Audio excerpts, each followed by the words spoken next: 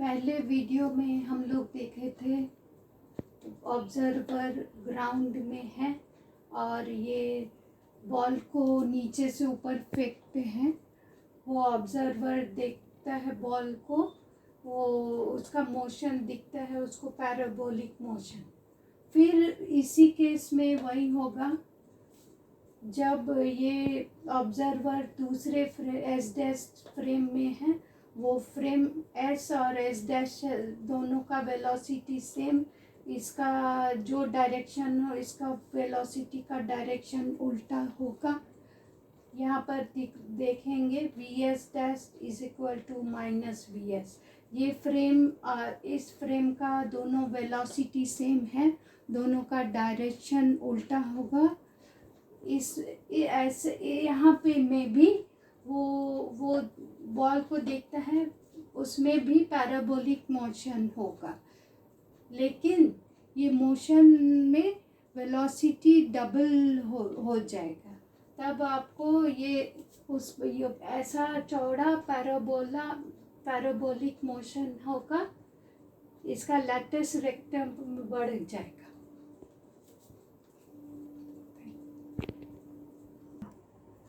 मेरे नोट्स में ये सॉल्यूशन लिखा है, उसको समझ लीजिए।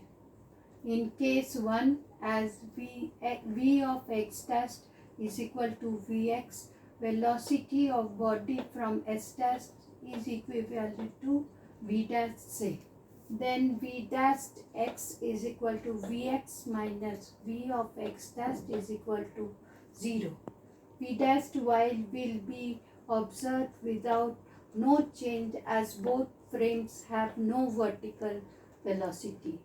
y डायरेक्शन में कोई वेलोसिटी नहीं है, इसलिए कोई चेंज नहीं होगा y डायरेक्शन में ये दोनों के बीच में वेलोसिटी 0 होगा। Path of the body to observe in S dash will appear to be a vertical straight line. इसके बाद आपका पार्ट केस 2 एक्सप्लेन करेंगे। सेकेंड केस में उसमें एक्सप्लेन कर रहे हैं जो नोट्स में है। In case 2 as V X dash is equal to minus V X, velocity of body from S dash is equivalent to V dash से। Then V dash X is equal to V X minus of minus vx is equal to 2 times vx in x direction. v dash y will be seen with no change as we observe in case 1 में जो condition था, इसी case में vy को कोई change, vy में कोई change नहीं होगा।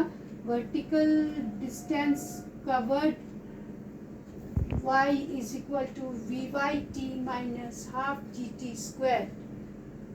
Eliminating t, y is equal to vyx by 2vx minus half gx square by 2vx square, which is an equation of the for y is equal to ax plus bx square, equation of parabola.